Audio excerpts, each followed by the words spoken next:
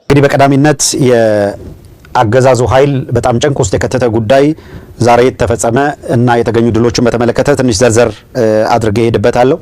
አድማጮች ይህንን እንድትከታተሉ እንጋብዛለን። የገባችሁ በድጋሚ አብራችሁን ሆኑ እስከ ፍጻሜው ድረስ ታፕ ያደረጋችሁ በየሰዓቱ መቀስቀስ አይጠበቅብንም። እናንተ ሼር ስታደርጉ ላይክ ስታደርጉ የልብ ቅርጹን ታፕ ስታደርጉት ደጋግማችሁ ኢምፕሬሽን እየጨመረ ኖቲፊኬሽን ሳይደርሳቸው ያልገቡ አካላት እንዲገቡ ያደረጋችሁ ስለምትሄዱ ዋና ዋና ጉዳዮቹን በኋላ እንመለስበታለን። አድማጮች ለዛሬ የተመዘገበው እጅግ በጣም አስደናቂና ከፍተኛ ድል ጋሸና የሚባለው ወታደራዊ ስትራቴጂካዊ ጠቀሜታ ያለው ቦታ አገዛዙ እንደምታውቁት እንደ ትልቅ ድል ባለፈው የሰሜን ጦርነት ጊዜ ሲፎክርበት የነበረ ቀጠና ነው። እሱ በቁጥጥር ስር ውሏል። እሱ ብቻ አይደለም፣ ሌሎች በርካታ ቦታዎች ናቸው። ይህንን በተመለከተ የግንባር መረጃውን በቀጥታ በዝርዝር እሄድበታለሁ፣ አቀርበዋለሁ። ይሄ ማምሻውን ያልጨመረ የግማሽ ቀን ውሎ ማለት እንችላለን። አመሻሹ ላይ ያለውን በአፕዴት እናቀርብላችኋለን። የአማራ ፋኖ ህዝባዊ ብሔራዊ ኃይል ወይም የአማራ ፋኖ ብሔራዊ ኃይል ሚኒሊክ እዝ በልዩ ዘመቻ መምሪያ በኩል ዘመቻ አደም አሊ አባናደውን ካወጀ ዛሬ 14ኛ ቀኑ መሆኑ ይታወቃል። አድማጮች በ14ኛው ቀን ውሎ ወታደራዊና ፖለቲካዊ ድሎች ማስመዘገብ እንደቀጠለ መሆኑን ባወጣው መግለጫ ላይ አመልክቷል። በወሎ ቤተ አማራ ደጋማው ክፍል በሰፊው የሚንቀሳቀሰው የላስታ አሳምነው ኮር አንሻ ሰደድ ክፍለ ጦርና የደጋው መብረቅ ክፍለ ጦሮች ተከታታይነት ባላቸው አውደ ውጊያዎች ላይ እንደሚገኙ ተጨባጭ መረጃዎች ያሳያሉ። በዚህም የደጋው መብረቅ ክፍለ ጦር የዋድላ ወረዳ ዋና ከተማ የሆነችውን ኮን ከተማ ሙሉ በሙሉ ተቆጣጥሯል። ደግሞአለው እየተደረገ ባለው እልህ አስጨራሽ ተጋድሎ የደጋው መብረቅ ክፍለ ጦር የዋድላ ወረዳ ዋና ከተማ የሆነችውን ኮን ከተማን ተቆጣጥሯል። የፋኖ ኃይሎች ወደ ከተማዋ በድል ሲገቡ ህዝቡ ደማቅ አቀባበል አድርጎላቸዋል። ይህንም ከግንባር የተገኘው መረጃ ያመለክታል። በዛሬው ዕለት ከረፋዱ ጀምሮ ነጻ በወጣቸው ኮን ከተማ ህዝባዊ ውይይት በማድረግ ላይ እንደሚገኙም መረጃዎች አመልክተዋል። በሌላ የግንባር መረጃ ትላንት መስከረም 26 ለዛሬ መስከረም 27 አጥቢያ ከ18 በላይ ወታደራዊ ተሽከርካሪዎች ከደሴ ወደ ሐይቅ መጓዛቸው ተሰምቷል። ወታደራዊ ተሽከርካሪዎቹ የአየር ወለድ ኮማንዶ አባላትን ጭነው እንደተጓዙ የመረጃ ምንጮች አረጋግጠዋል። የአካባቢው ምንጮች ይህንኑ ነው የጠቆሙት። በርካታ ኮማንዶዎች በውድቅት ሌሊት ያስገባው የአገዛዙ ጦር የአሁኑ ውጊያ ዓላማው በፋኖ ኃይሎች ከተሞችና ወረዳዎችን የተያዙ ከተሞችን ለማስለቀቅና የከተማ ውጊያ ለማድረግ ያለመ እንደሆነ መረጃዎች አመልክተዋል። ይህንን በተመለከተም በቀጠናው የሚንቀሳቀሱ ኃይሎች በበቂ ሁኔታ መረጃ አግኝተው እየተንቀሳቀሱ መሆናቸውንም ያገኘነው መረጃ ያመለክታል።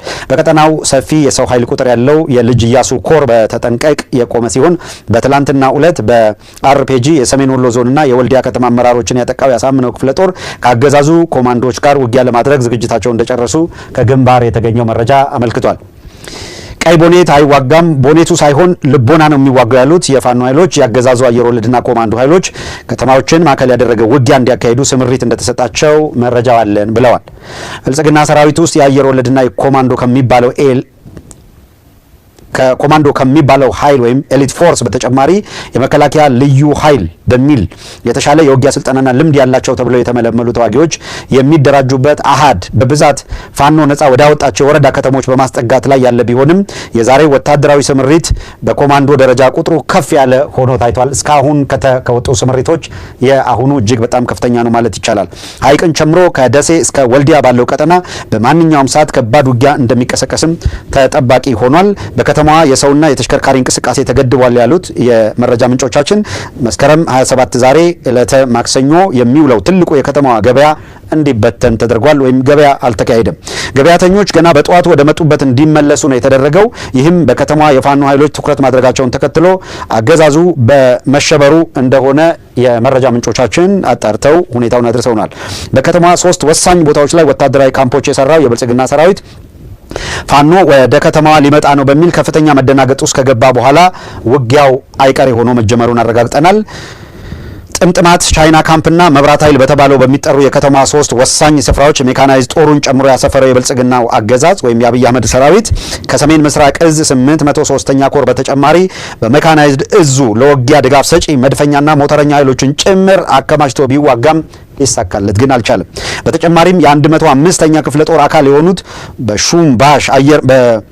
ሹምሹሃ አየር ማረፊያ የተራገፉ ኮማንዶች በጋሸና ከተማ ዙሪያ ቢዋጉም ሽንፈት አይቀሬ ሆኖላቸው ሙትና ቁስለኛ ሆነው ጋሸና በፋኖ ኃይሎች ቁጥጥር ስር ከመግባት አላስቀሩም። የሜካናይዝድ ጦሩ የጋሸና ወረዳን ገጠራማ መንደሮች በከባድ መሳሪያ ቢደበድብም ፋኖ ከበባ ውስጥ አስገብቶ እንዳለ እምሽግ አድርጎት መሻገሩ ተረጋግጧል። ይህንን መረጃዎች አመልክተዋል። በተለይ መብራት ኃይልና ጥምጥማት የሚገኙ ካምፖች ላይ የተጠመዱ ሁለት ጀነራል መድፎች ከጋሸና ከተማ ወደ ስታይሽና ወልዲያ መወጣጫ ያሉ አካባቢዎችን በተከታታይ የዘፈቀደ ድብደባ ቢፈጽሙም ይህንን በማድረግና በማወክ ግን አካባቢውን ፋኖ ኃይሎች በቁጥጥር ስር እንዳያውሉት ማድረግ አልተቻላቸውም። ከረፋድ ጀምሮ ደግሞ በከተማዋና በዙሪያ ባሉ አካባቢዎች በሁለት ድሮን ቅኝት እንደተደረገ ለማወቅ ተችሏል። የድሮን ቅኝቱ ከጋሸና ከተማ ጀምሮ ቦያ ሚካኤል፣ ሻሪያ ገነትና ሐሙሲት የጋዞ ወረዳ መቀመጫ በሆነችው ስታይሽ ከተማ፣ የራስ አንጎት ወረዳ መቀመጫ በሆነችው አሁን ተገኝ ከተማ፣ ቀበሮ ሜዳ፣ ድልብና ኩልመስክ ድረስ እንደሆነ መረጃዎቻችን ያሳያሉ። በሌላ አቅጣጫ በጋሸና ከተማ ጀምሮ እስከ ዋርላ ድረስ፣ ከጋሸና ከተማ እስከ ላሊበላ ድረስ፣ ከጋሸና እስከ መቄት ባሉ ደጋማ ቦታዎች ላይ ተከታታይ ቅኝቶች መካሄዳቸውን የግንባር መረጃዎች ያመለክታሉ። አድማጮች፣ ይህ በዚህ ሁኔታ እንዳለ ድል አድራጊው የፋኖ ኃይል ዘመቻውን በጣም አጠናክሮ ቀጥሎ በበርካታ ቦታዎች አሁንም ድል የማስመዝገቡን እንቅስቃሴ እንደገፋበት ነው የሚገኘው።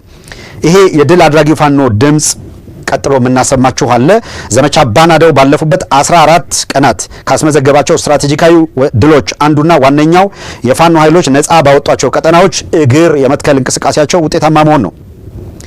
አድማጮች፣ ከዚህ ቀጥሎ የምናሰማችሁ ድምጽ ምን ያህል ነፃ በወጡባቸው ቀጠናዎች እግር ተክለው እየተንቀሳቀሱ መሆኑን የሚያሳይ በተግባርም በቪዲዮ የተደገፈ ማስረጃ አለ። እሱንም እናቀርብላችኋለን። በዋነኛነት ነፃ በወጡበት ቀጠናዎች አስተዳደራዊ ማዕቀራዊ እንቅስቃሴ ማድረግ መዘርጋት ብቻ ሳይሆን ወጣቶች ለአማራ ህልውና እንዲፋለሙና የአማራን ህዝብ ህልውና ለመጠበቅ የህልውና ራስን የመከላከል ዘመቻ እንዲያደርጉ በፈቃደኝነት ላይ የተመሰረተ ምዝገባ እያደረጉ እንደሚገኙ ማረጋገጥ ተችሏል። ይህም የሆነው በሁሉም አቅጣጫ አገዛዙ ወደ ወጥመድ ውስጥ አስገብቶ የሃይማኖት ጦርነት ለመቀስቀስ ጥረት እያደረገ ባለበት በዚህ ወቅት ይህንን ወታደራዊ እንቅስቃሴ የሚያደርገው አገዛዙ በሲቪሊያን መካከል እልቂት ሊያመጣ መሆኑን ተረድተው በሁሉም መስኩ የሃይማኖት ልዩነት ሳይኖር በገፍ እንደ አማራ የደረሰብንን ጥቃት እንከላከላለን፣ የዘር ማጥፋት ወንጀል ታውጆብናል፣ ራሳችንን የመከላከል ጥረት እያደረግን ነው ሲሉ በመግለጫቸው አክለዋል። ይህንን ወታደራዊ ሚና ፖለቲካዊ ትርጉም ያለው ውጤት በጉዳይ ተከታታዮች የብልጽግናው አገዛዝ ምን ያህል ወገቡን እየቆረጡ ፋኖ እግሩን እየተከለ መሆኑን የሚያሳዩ ናቸው። አፋባሃ ምኒልክ ዕዝ መስከረም 14 2018 ከጠዋቱ 12 ሰዓት ጀምሮ በአምስቱም ኮሮችና በእዙ ልዩ ዘመቻ በኩል ያወጀው ዘመቻ አባናደው ዛሬ 14ኛ ቀኑን ያስቆጠረው ባለፉት 2 ሳምንታት የፋኖ ኃይሎች የዘመቻ አፈጻጸም ውጊያ ቀደው በመዋጋት ብቻ ሳይሆን የጠላትን የውጊያ ጭንቅላት ቆርጦ መጣልን ጭምር እንዴት እንደተካኑበት አሳይተዋል። የረጅም ዓመታት የውጊያና አዋጊነት ልምድ ባላቸው ወታደራዊ መኮንኖች የታገዘው የአፋባሃ የምኒልክ ዕዝ ዘመቻ አባናደው እጅን በአፍ የሚያስጭኑ ድሎችን እየተመዘገበ 2ኛ ሳምንት ደርሷል። ሰሜን ወሎ፣ ምዕራብ ወሎና ደቡብ ወሎ ዞኖችን አዳርሰዋል። ወልዲያ በሶስቱ በር እንደተከበበች ነው። ደሴ ጦሳ ተራራ አናቱ ላይ የፋኖ ኃይሎች ገዢ መሬት ተቆጣጥረው ነው የሚገኙት። ላስታ ላሊበላ የከተማ ከፊል ቀበሌዎች በፋኖ ኃይሎች እጅ መግባታቸው ተረጋግጧል። አድማጮቻችን፣ ይህ መረጃ ተጠናቆ በቀረበበት ምሽት ከበባ ውስጥ የሰነበተችው ጋሸና ከተማ በሁለት አቅጣጫ የፋኖ ኃይሎች አጥቅተው ሙሉ በሙሉ መቆጣጠራቸውን አረጋግጠዋል። በከተማዋ የ105ኛ ኮማንዶ ክፍለ ጦርን ጨምሮ የሰሜን ምስራቅ ዕዝ 803ኛ ኮር እና የሜካናይዝድ ዕዝ ለውጊያ ድጋፍ ሰጪ መድፈኛ ኃይል በውጊያው የተሰማራ ሲሆን የፋኖ ኃይሎች መብራት ኃይልና ጥምጥማት በተሰኙ በከተማ ወታደራዊ ካምፖች ላይ ጥቃት በመፈጸም ከፍተኛ ድል አስመዝግበዋል። አገዛዙ ጋሸና ከተማን ላለመልቀቅ 2 ጀነራል መድፎችን፣ በርካታ ሞርታሮችን፣ ዙ 23 ከባድ መሳሪያዎችን እየተጠቀመ ከፍተኛ ትንቅንቅ አድርጓል። ማምሻውንም ከተማዋን መልሶ በእጁ ለማስገባት እንዲህ ያሉ ወሳኝ የሚባል የትንቅንቅ ውጊያ እያደረገ እንደሚገኝ መረጃዎች አመልክተዋል። እንዲህም ሆኖ የምሽት ውጊያው ደካማ በመሆኑ ውጊያው የኃይል ሚዛኑ የሚቀየርበት ሰዓት ደርሶ አመሻሹ ላይ የፋኖ ኃይሎች ጋሸና ከተማ ዘልቀው እንደገቡ ማረጋገጥ ተቻለ። አድማጭ ተመልካቾቻችን፣ ስቱዲዮ ሆነን የግንባር መረጃ የመጨረሻው የጋሸናው ምሽግ እንደተሰበረ አረጋግጠን ለናንተ አድርሰናል። በተመሳሳይ የግንባር ውሎ መረጃ የአምባሰል ተራሮችን ጨምሮ አምባሰል ወረዳ ውጫሌ ከተማ በፋኖ ኃይሎች እጅ ሙሉ በሙሉ ገብተዋል። ሐይቅ ጫፍ ላይ በርካታ የፋኖ ኃይሎች ገዢ መሬትን ተቆጣጥረዋል። ተውለደሬ ወረዳ ከ95 በመቶ በላይ የሚሆነው የወረዳው ክፍል በፋኖ ኃይሎች እጅ ገብቷል። ከግንባር የደረሰን የምስል ማስረጃ እንደሚያረጋግጠው በከተሞች ሳይቀር ተዋጊ ዘመናዊ የጦር ጀትና ሰው አልባ አውሮፕላኖችን ያሰማራው የብልጽግናው አገዛዝ በርካታ ቀጠናዎች ከእጁ በመውጣታቸው ምክንያት ከፍተኛ ድንጋጤ ተፈጥሯል። በምዕራቡ ቀጠና ከ12 በላይ ወረዳዎችና ስትራቴጂክ ከተሞች በፋኖ ከበባ ውስጥ የገቡ ሲሆን በደቡብ ወሎ ደግሞ ኩታበር፣ ቦሩ ስላሴ፣ ጉጉፍቱ፣ ኮሬብ፣ ደብረዘይት አሁን ደግሞ ኦፍላ የውጊያ ቀጠናዎች ሆነው እንደቀጠሉ ናቸው። በዚህ ምሽት ሌላም ሰበር የድል መረጃ ይዘንላችሁ መተናል። አድማጭ ተመልካቾቻችን ዛሬ የተመሰረተው ዋሲል ክፍለ ጦር እና የጎፋ ክፍለ ጦር ወረኢሉ ከተማን ተቆጣጥረዋል። የንጉስ ሚካኤል ኮር አሃድ የሆነው ዋሲል ክፍለ ጦር የልጅ ኢያሱ አሃድ የሆነው የጎፋ ክፍለ ጦር በጥምረት ወረኢሉ ከተማን መቆጣጠራቸውን የግንባር መረጃችን ከስፍራው ዘግቧል። በተጨማሪም የጎፋ ክፍለ ጦር ካቤና ሰኞ ገበያ ከተማን ተቆጣጥረዋል። በዛሬው ዕለት ብቻ በወሎ ቤተ አማራ ቀጠናዎች ከአራት ከተሞች ሙሉ በሙሉ ነፃ ወጥተዋል። በምስራቅ አማራ ቀጠና ነፃ በወጡ ቦታዎች የአፋባ ምስራቅ አማራ ቀጠና ሚኒሊክ ዕዝ ጸሐፌ ትእዛዝ አክሊሉ ሀብተወልድ ማሰልጠኛ ማዕከል የሰለጠኑ የፖለቲካ መኮንኖችና የእዙ ከፍተኛ አመራሮች ህዝብን የማወያየት ሲቪክ አደረጃጀት የመዘርጋት ስራዎችን ተጠናክረው ቀጥለዋል። አድማጭ ተመልካቾቻችን አፋባሃ በሚገርም ሁኔታ ወጣቱ በብዛት ነቅቶ በየመመዝገቢያ ቢሮዎች በሰልፍ እየመጣ ለወታደራዊ ስልጠና ምዝገባ ላይ መሆኑን በተጨባጭ በቪዲዮ አረጋግጠው እንዲደርሰን አድርገዋል። የእዙ ከፍተኛ አመራር ወጣቱም ሆነ ህዝባችን በሚገርም ሁኔታ የለውና ትግሉ ባለቤት መሆኑን በተሳትፎ እያረጋገጠ መሆኑን ቀጥሎ የምናቀርብላችሁ የቪዲዮ ማስረጃ ያረጋግጥላችኋል። አድማጭ ተመልካቾቻችን መስከረም 27 ቀን ዛሬ የሚኒሊክ ዕዝ የድርጅትና የኮር ከፍተኛ አመራሮች የጉባ ላፍቶ ወረዳ ሳንቃ ህዝብ ጋር ውይይት በማድረግ የህዝቡን ጥልቅ አስተያየትና ምክር በማዳመጥ የህዝብ አስተዳደር መዋቅር መዘርጋታቸውን የእዙ የህዝብ ግንኙነት መምሪያ ኃላፊም አረጋግጧል። በውይይቱ የሳንቃ ከተማ ህዝብ የብልጽግናው አገዛዝ የአማራ ህዝብ ላይ ሁለንተናዊ አደጋ የጋረጠና የዘር ማጥፋት እየፈጸመ መሆኑን ሳንቃ ጤና ጣቢያን በድሮን በማውደምና ሐኪሞችን ጨምሮ በርካታ ወገኖችን በጠራራ ፀሐይ በአደባባይ ጨፍጭፎ አሳይቶናል ሲሉ መረጃዎች አድርሰውናል። ይሁን እንጂ የፋኖ ኃይሎች አገዛዙ ይህንን የሚያደርገውን እንቅስቃሴ ለመግታት ከህዝቡ ጋር የተቀናጀ ትግል እያደረጉ ሲሆን በሲቪሊያን ላይ የሚያደርገውና የሚፈጽመውን የጦር ወንጀል ለህዝብ በማድረስ በኩል ወይም ለዓለም አቀፍ ተቋማት በማድረስ በኩል ሚዲያዎች የበኩላቸውን ሚናም እንዲወጡ ጥሪ አድርገዋል። ባለፈው ሳምንት መስከረም 17 2018 ላይ ተከታታይ የድሮን ጥቃት የተሰነዘረባት የሳንቃ ከተማ ነዋሪዎቿ በከፍተኛ ቁጭት ለህልውና ትግሉ ሁለንተናዊ ድጋፍ ለማድረግ ዳግም ቃላቸውን አረጋግጠዋል። አገዛዙ ህዝብ ድንጋጤ ውስጥ ገብቶ ወደ ኋላ ይመለሳል ብሎ ሲያስብ፣ ነገር ግን ህዝብ በገፍ ትግሉን እንዲቀላቀል ምክንያት ሆናል። የሳንቃ ከተማና የአካባቢው ማህበረሰብ ከዚህ በኋላ እንደ ቀድሞ ጊዜ አቅማችን በፈቀደ ሁሉ በጉልበት በጊዜያችን በእውቀት በዱዓና በጸሎት ከልጆቻችን ጎን ቆመን ስርዓቱን እንታገለዋለን የሚል ጠንካራ መልእክት ማስተላለፋቸውንም አረጋግጠናል። ይህንን መረጃ በምናደርሳችሁ በዚህ ወቅት እንቅስቃሴዎቹ ሌላ ተጨማሪ ነፃ ቀጠና ለመፍጠር በርካታ ጥረት እየተደረገ መሆኑን የሚያሳዩ ናቸው። አድማጭ ተመልካቾቻችን ቀደም ሲል የገለጽንላችሁን የሚያረጋግጥና በተለይም የፋኖ ኃይሎች ነፃ ባወጧቸው ቀጠናዎች ላይ ወጣቱ በተለይም በሃይማኖት በቅርቡ ከፍተኛ ቅስቀሳ ሲደረግበት የነበረ ወጣት በገፍ ተሰልፎ ወደ መመዝገቡ ሄዷል። ከዚህ በኋላ ከህዝባችን ጎን እንሰለፋለን የሚለው የወጣቱ እንቅስቃሴ በቪዲዮ ስትመለከቱት ደግሞ የሚገርሙ ሁኔታዎች ያሳየ ነው። አንድ ቪዲዮ አለን፣ ወደ እሱ እንሸጋገራለን። ምዝገባ እያካሄዱ ያሉ ወጣቶችን የሚያሳይ አንድ ቪዲዮ አለን። በትክክል ወደ አይ ቲንክ 28 yes ይሄንን አድማጮች እንድትከታተሉት እናደርጋለን። ይሄንን ቪዲዮ እንከታተላለን። አጠር ያለ ቪዲዮ ነው። ቪዲዮ የሚያሳያችሁ በቀጥታ ወጣቱ እንዴት ለአገዛዙ አደገኛ እንቅስቃሴ ጀርባ እንደሰጠና ከዚህ ሁሉ ፕሮፓጋንዳም በላይ በኋላም ቢሆን ህዝቡን እየተከተለ መሆኑን የሚያሳየው በሚዲያ ፕሮፓጋንዳ ብልጫ ለመያዝ ጥረት እያደረገ ያለውን ያገዛዙን ጦር ለመግታት በተለይ አድማጭ ተመልካቾቻችን ማንም ለማንም ውለታ አይውልም። ይሄ የህልውና ትግል ነው። ሁሉም የሚጠበቅበትን ኃላፊነት እየተወጣ ነው። ነገር ግን አገዛዙ በፕሮፓጋንዳ ብልጫ ለመያዝ እያደረገ ያለውን ከፍተኛ ርብርብ በመግታት ህዝብ ትክክለኛ መረጃ እንዲያገኝ በማድረግ ረገድ ለተወጣ ነው ከፍተኛ ኃላፊነት በሁሉም ቀጠና ካሉ በተለይ እንደዚህ ያሉ እላስጨራሽ ትግል ከሚደረግባቸው ቀጠናዎች ያሉ የማህበረሰቡን ትግል እየመሩ ካሉ አመራሮችም ከህዝቡ መካከል ላደረሳችሁን ምስጋና አጸፋችን ምስጋናው ለእናንተ ነው የሚገባው የሚል እንደ ሚዲያ ኃላፊነታችንን የተወጣ ነው። ህዝብ መረጃ የማግኘት መብቱ እንዲከበር ብርቱ ጥረት አድርገናል። በብዙ ድካም በብዙ ልፋት የምንችለውን እያደረግን ነው። በተለይ በትላንትናው ዕለት አገዛዙ በአማራ ክልል የሃይማኖት ተቋማትን ካምፕ በማድረግ እየሄደበት ያለው አደገኛ ርቀት ማን ነው የሃይማኖት ተቋማትን ካምፕ ያደረገው የሚለውን በቪዲዮ መረጃ አስደግፈን ነበር ያቀረብነው።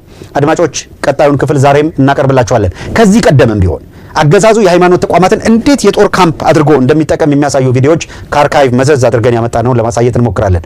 በቀዳሚነት ግን በነፃ ቀጠናዎች ላይ ወጣቱ ምን አይነት ቁጭት ፈጠረበት? በሃይማኖት ቀስቅሰው ጥግ ሊያስይዙት የሞከሩት ወጣት በገፍ እየተቀላቀለ ያለው የህልውና ትግሉን እንደሆነ ይህንን መረጃ በማየት መረዳት እንችላለን። እንከታተል።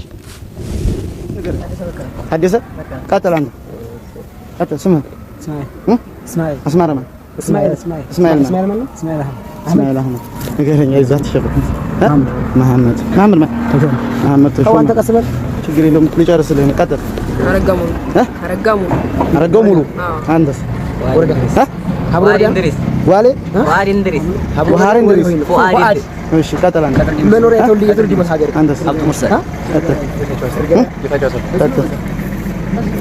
ስም ሞላ አባታ ባንታው ሙላት ወበስ ቀጥል። አስናቀው ቀርቢሰት ቀጥል። ሰላምላክ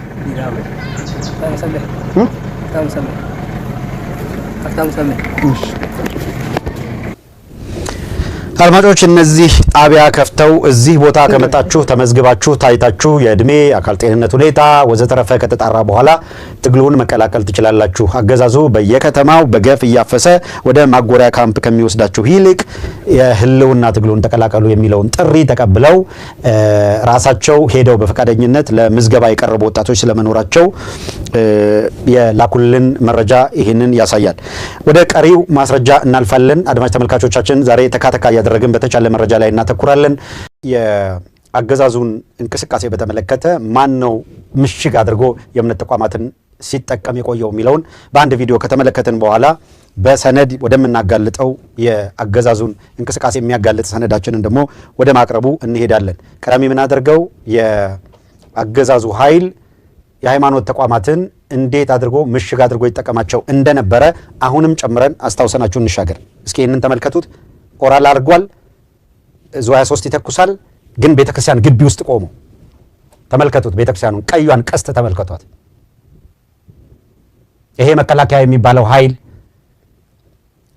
አክቲቭ ጦርነት ውስጥ ሆኖ እየተኮሰ ነው የምታዩት። ላይት በብልቅ ምትል ተመለከታላችሁ። አሁን ይሄን እያደረጉ ያሉት ኦራሉ የቆመበትን ነው። ሆም ብሎ ቤተክርስቲያን ጋር ሄዶ ለዛ ያጸፋ ምላሽ ከሌላ ቦታ ሲተኮስ ቤተክርስቲያኗ ላይ ጉዳት እንዲደርስ ከዛ ምዕመኑን ለማስነሳት ነው። ከዛ ሲተኮስ የደብሩ አስተዳዳሪ ተገደሉ ወይም መከሌ የሚባል ቄስ ከሌ የሚባል ጳጳስ ወይም መከሌ ምናምን አይነት ሊል ነው። በማን ሂዶ ይው በዓለም አቀፍ የጦር ሕግ መሰረት ጦርነት ከሃይማኖት ተቋማት፣ ከሲቪል ተቋማት፣ ከገበያዎች ወዘተረፈ ውጪ ነው መካሄድ ያለባቸው። ሲቪሊያን ባሉበት ገበያ ባለበት ቦታ ጦርነት እንዲካሄድ አይፈቀድም። ነገር ግን ጦርነት እያካሄዱ ነው ያሉት። አሁንም ይሄንን በተመለከተ እንደዚህ ያለ በገፍ እንቅስቃሴ እያደረገ ያለው አገዛዙን በአጽንኦት እየተቃወመ ያለው ህዝብ ምንም እንኳን ሰሞኑን በሃይማኖት ስም ቅስቀሳ አድርጎ የአማራ ህዝብ ላይ ሌላኛውን አብይ አህመድ የቀረችውን የመጨረሻ ካርድ በመሳብ ቀጠናውን የሃይማኖት ጦርነት ቀጠና ለማድረግ እንቅስቃሴ ያደረገ ቢሆንም ህዝቡ በፍጹም ይሄንን አልቀበልም ብሎ እምቢ በማለት በገፍ ትግሉን እየተቀላቀለ መምጣት ሽብርና ድንጋጤ ውስጥ እንዲገባ አድርጎታል። እንግዲህ በዛሬው ዕለት ብቻ በርካታ አገዛዙ ሲተማመንባቸው የቆዩ ቀጠናዎች በቁጥጥር ስር ውለዋል። ደረጀ ጌታቸው እናመሰግናለን። በጣም የወብዳር ቸኮል አዚዥዋል እንደ ሁልጊዜው በጣም እናመሰግናለን። የአዱ ገነት ልጅ በጣም እናመሰግናለን። ድጋፍ እያደረጋችሁ ላላችሁ ቴሲ የጎልድ ሜምበር ሰፖርት ሜምበር በመሆን ስለተቀላቀልሽ በጣም እናመሰግናለን። ሁላችሁም ለምታደርጉት ድጋፍ ምስጋና አለን። እግዚአብሔር ይስጥልን። አብራችሁን እስከ ፍጻሜው ድረስ ከኛ ጋር ቆዩ። ይህንን ካልን ወደ ቀጣዩ እናልፋለን። ከማለፋችን በፊት የአመራር ኃይሎቹ ሁለት ነገር ለመመልከት እንሞክር። አንድ ቀደም ሲል ላይ ያየነው ይሄ አሁን ቀደም ብለን የተመለከትነው ሲመዘገቡ የነበሩት ወጣቶችን የሚያሳየውን ቪዲዮ እሱን እንከታተልና በድጋሚ ከዚያ ቀጥሎ በድምፅ መልእክት ያስተላለፉበትን ደግሞ አመራሮቹ በቀጥታ የላኩልንን ድምፅ ደግሞ እንድትሰሙት እናደርጋለን። ይሄውም የአማራ ህዝብ ያለበትን የህልውና ትግል በሚገባ ተረድቶ ማህበረሰቡ የድርሻውን እንዲወጣ ያቀረቡት ጥሪና የተሰጣቸውን ምላሽ ነው የሚያሳይ። አገሰ እስማኤል ነገረኛ ይዛት ሸፈ መሐመድ ተሾመ ተቀስበል ችግር የለውም ልጨርስልህ ነው። ቀጥል። አረጋው ሙሉ አንተስ ዋሌ ዋሃር እንድሪስ እሺ ቀጥል። አንተ መኖሪያ የትውልድ መሳገር አንተስ ስም ሞላ አባታ ፈንታው ሙላት ወበስ ቀጥል። አስናቀው ቀርቢሰት ቀጥል። ሰላምላክ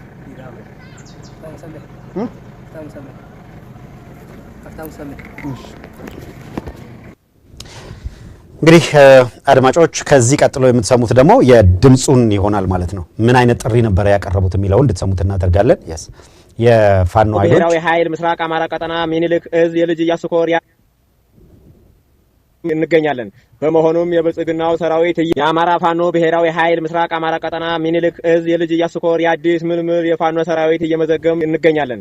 በመሆኑም የብልጽግናው ሰራዊት እያፈሰ ከሚወስድህ ወይም ከሚወስድሽ የአማራ ሞትና በደል ገብቶህ ወይም ገብቶች ከአማራ ፋኖ ወንድም እህት ጋር ተመዝግበህ ሰልጥነህ ታጥቀህ አማራ እንድታስከብር ስንል ጥሪ እናቀርባለን። የመመዝገቢያ ቦታችን በያዝነው ቀጠና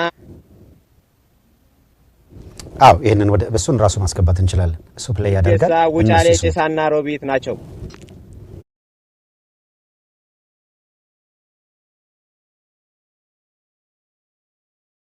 የአማራ ፋኖ ብሔራዊ ኃይል ምስራቅ አማራ ቀጠና ሚኒልክ እዝ የልጅ ኢያሱ ኮር የአዲስ ምልምል የፋኖ ሰራዊት እየመዘገም እንገኛለን።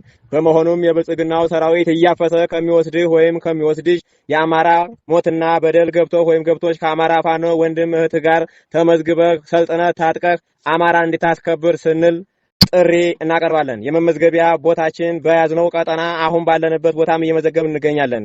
ቦታዎቹ ጊራና፣ ሊብሶ፣ መሃላምባ፣ ውርጌሳ፣ ውጫሌ፣ ጭሳና ሮቢት ናቸው። ያቀርቡ ያሉት የአማራ ህዝብ ከባድ የህልውና ትግል ውስጥ አለ። ይህን የህልውና ትግል አገዛዙ በሁሉም መስክ እያደረገ ያለውን ህዝብ ላይ እየፈጸመ ያለውን እልቂት ለመከላከል የምናደርገው የመከላከል ትግል ነው በሚል የመከላከል ትግላቸው ውጤታማ እንዲሆን እንቅስቃሴ እያደረጉ ያሉ አካላት ያስተላለፉትን መልእክት ነበረ የሰማችሁት። በአንጻሩ የቀደም ሲል ስለ ሃይማኖት ተቋማት ጋር ማን ምን እያደረገ ነው የሚለውን ልክ አብያተ ክርስቲያናት ጋር ምን እያደረጉ እንደሆነ አሳይተናቸዋል። በጣም በሚደንቃችሁና በሚገርማችሁ ሁኔታ ሰሞኑን በምዕራብ ወሎ ቤት አማራ አካባቢ የደረሰውን ጉዳት ትላንትና በዝርዝር ሄደንበታል። ዘገባ ሙሉ የተሟላ ዘገባ አድርገናል።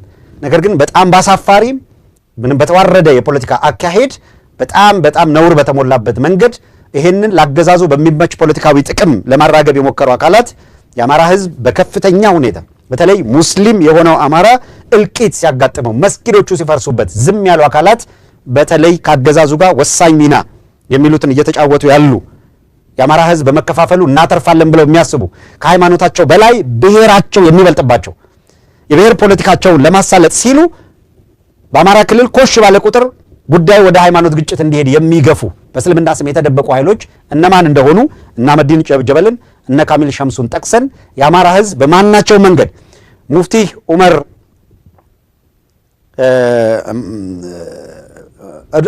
ሙፍቲ ዑመር ኢድሪስ እንዲነሱ አድርገው ሙፍቲውን አባረው ማነው ሀጂ ኢብራሂም ቱፋ እንዲቆጣጠሩት ያደረጉት በተለየ ሁኔታ የሂደቱ ዘብነን ያሉት እነ ሙጂባቢ ነው። በጎናቸው ማካሮቭ ይዘው ነው ለሶላት ስግደት የሚሄዱት። አንድ መጀመሪያ ይህንን ፎቶ እንድታዩት እንፈልጋለን። ሙጂባቢ ነው የሚባለው ቀስቃሽ በክርስትናና በእስልምና መካከል ግጭት ለመፍጠር የሚንቀሳቀሰው ሰው ይሄ ነው። ሁለተኛው ምስልም ልናየው እንችላለን።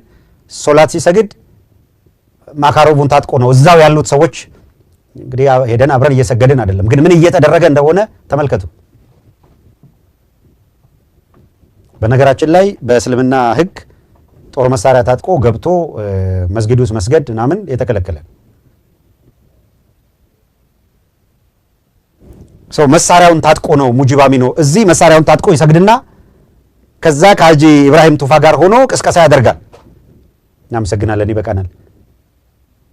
ይሄ ኃይል ሰሞኑን ቅስቀሳ ሲያደርግ የነበረው በነገራችን ላይ ይሄ ግለሰብ እንደዚህ አድርጎ ታጥቆ መንቀሳቀስ ብቻ አይደለም፣ በክርስትናና በእስልምና መካከል ግጭት እንዲፈጠር በተለይ በጣም መሪር የሆነ በአማራ ጥላቻ እያደረገ ያለው የአህመዲን ጀበል ተልኮ የነሽመልስ አብዲሳን ተልኮ ይዞ እያደረገ ያለው ቅስቀሳ መላው የአማራ ወጣት ሙስሊሙም ክርስቲያኑም እነ ሙጂብ አሚኖ እነ አህመዲን ጀበል እነ ካሚል ሸብሱ እያደረጉት ያለው እንቅስቃሴ ምን እንደሆነ በሚገባ ተረድቶ ጥንቃቄ እንዲያደርግ እየመከርን እነ ሙጂብ አሚኖ ሊለኩሱት የፈለጉትን እሳት በተመለከተ ግን ህዝቡ እንዲያውቀው ነው መረጃ ያቀረብነው፣ ማስረጃም እያቀረብን ያለ ነው። ይሄ ብቻ አይደለም። የእነዚህ ሰዎች እንቅስቃሴ በህዝብ ላይ ግጭት ለማፍጣት በሚል እስከቀጠለ ድረስ አንዳንዶቹ ግላዊ የሆኑ ፐርሰናል የሆኑ ነገሮች ወደ ሚዲያ ማናመጣቸውን ለጊዜው የፐርሰናል ጉዳዮች ብለን የተውናቸውን እንድናመጣቸው ሲያስገድዱ እናመጣቸዋለን።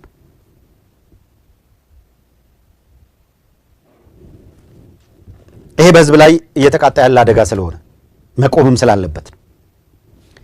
ሁለተኛው እጅግ በጣም አሳፋሪም በጣም አሳዛኝ የሆነው ለአማራ ህዝብ ላይ ይሄ ሁሉ እልቂት የሚደገሰው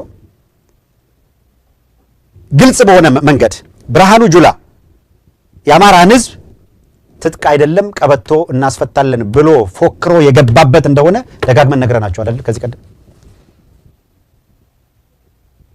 እዚህ የተቀመጡ የብርሃኑ ጁላ ተከፋይ ቅምጥ ካድሬዎቹ አሜሪካ ተቀምጠው ጭምር በህዝባችን እያላገጡ ነው አይደል?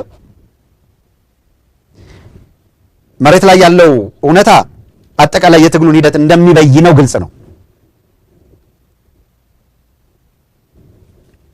የሆነ ሆኖ ያገዛዙ ካድሬዎች ማና ይዞቹ ብሏቸው ነው የሚለውን ካነሳን እነ ተመስገን ጥሩነህ አሁን እላፊ ሄደው በሙጂብ አሚኖ ብዙ እንዳይገርምህ አሁን አልፈው ሂደው